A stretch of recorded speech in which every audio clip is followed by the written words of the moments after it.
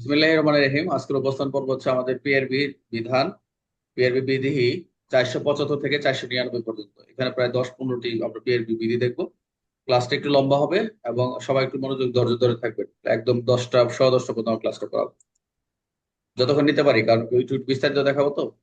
475, 475-এর সাথে connecting section হচ্ছে কার্যবিধি 512। মনোযোগ দেন, কথা বলবেন না কেউ। পিআরবি 475 সাথে ফৌজদারি কার্যবিধি 512। যারা যারা যেখানে যেটা বলি ওই পিআরবিটা ফৌজদারি কার্যবিধির পাশে লিখবেন, 512 সাথে 475।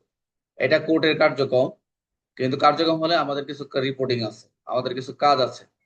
বলছে যে এই 475 বলছে সাক্ষ্য গ্রহণের কথা, যে সাক্ষ্য গ্রহণ করবে আদালত। এই সাক্ষ্য গ্রহণ কাদের সাক্ষ্য গ্রহণ করবে, ঠিক আছে, এবং এই রেকর্ডটা কিভাবে সংরক্ষণ রাখবে। এখানে বলা হচ্ছে ফিউজিটিভ বা অ্যাবসকন্ডিং, ফিউজিটিভ আর একটা আছে পলাতক, বলে না পলাতক ফিউজিটিভ আসামি, একেবারেই পলাতক হয়ে যায়, অ্যাবসকন্ডিং হয়ে যায়। যদি পলাতক অ্যাবসকন্ডিং থাকে, আসামি আদালতে হাজির করার জন্য আর আইন দ্বারা নির্ধারিত ব্যবস্থা গ্রহণ করা পর্যন্ত যদি ব্যর্থ হয়।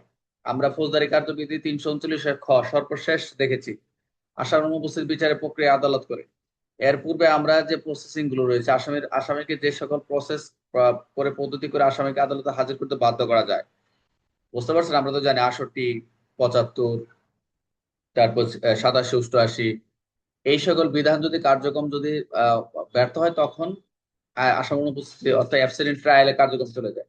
তো এইখানে বলছে যে আসামি যদি পলাতক হয়, বলতেছে কথাগুলো ওখান থেকে আসছে, আদালতে হাজির করার জন্য আইন দ্বারা নির্ধারিত যে প্রসেস বা সকল যে ম্যানেজমেন্ট বা ব্যবস্থা করার পরও যদি ব্যর্থ হয়, তাহলে কোর্ট অফিসার কি করবে? কোর্ট অফিসার, এসপি, সুপারিনটেন্ডেন্ট যদি এই বিষয়ে একটা অপ্রয়োজনীয় বলে তার মতামত লিপিত না করে, যে এখনো একটা অপ্রয়োজনীয় মনে করতেছে না, যেটা একটা একটা নোট করলে যে পাওয়া যাচ্ছে না এরকম কোনো কিছু, তবে অভিযোগকারী কমপ্লেইনেন্ট এবং সাক্ষীদের সাক্ষ্য, অভিযোগকারী বা বাদী সাক্ষীদের সাক্ষ্য ফৌজদারি কার্যবিধির যে 512 ধারার অধীনে রেকর্ড করার জন্য ম্যাজিস্ট্রেট নিকট আবেদন করবে, যে এই কারণে যে এটা পলাতক বা কি কারণে একটা কারণে এই করে উল্লেখ করবে। আমরা যখন 100 মনে হয় আপনাদের 190 পর্যন্ত পড়াইছি, ওই পর্যন্ত আমরা এখনো যাইনি, ওগুলো কিছু কিছু আমরা দেখবো, সমস্যা নেই। তাহলে এখানে 475 সাথে 512 ধারার সাথে সম্পৃক্ত যে সাক্ষ্য গ্রহণ সূচিটা হচ্ছে 475 সাক্ষ্য গ্রহণ। কোর্ট অফিসার অবশ্যই মনে রাখতে হবে যে আসামি পলাতক রয়েছে, এটা খেয়াল রাখতে, আসামি পলাতক রয়েছে এই এটা মর্মে। দেখাচ্ছে না স্যার। হ্যাঁ, ডিসপ্লেতে দেখাচ্ছে না, এটা যেটা পড়াচ্ছেন ওটা দেখাচ্ছে না।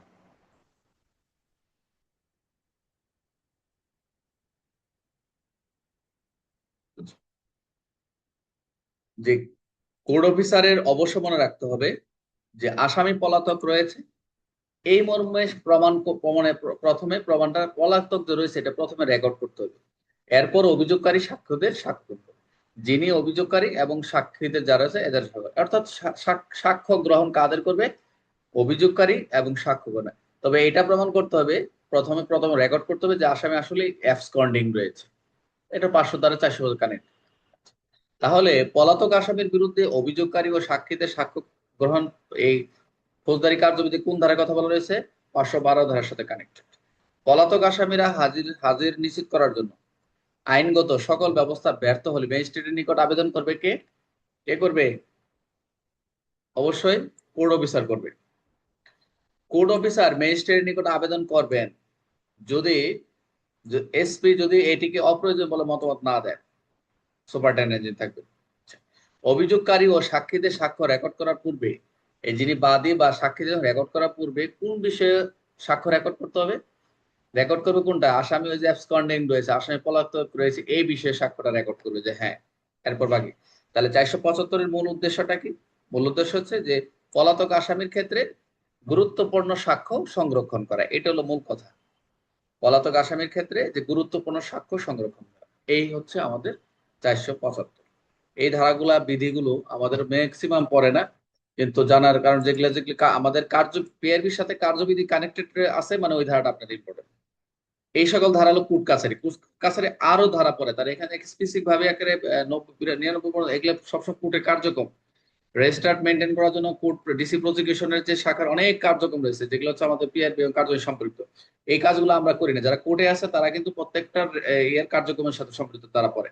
যারা কোড ক্লাসে তারা এগুলো আবার ভুল করে না, আবার কোড ক্লাসে এগুলো থেকে রিটেন কোনো কোশ্চেন আসে যেগুলো আমরা দেখাচ্ছি। এখন যাব আমরা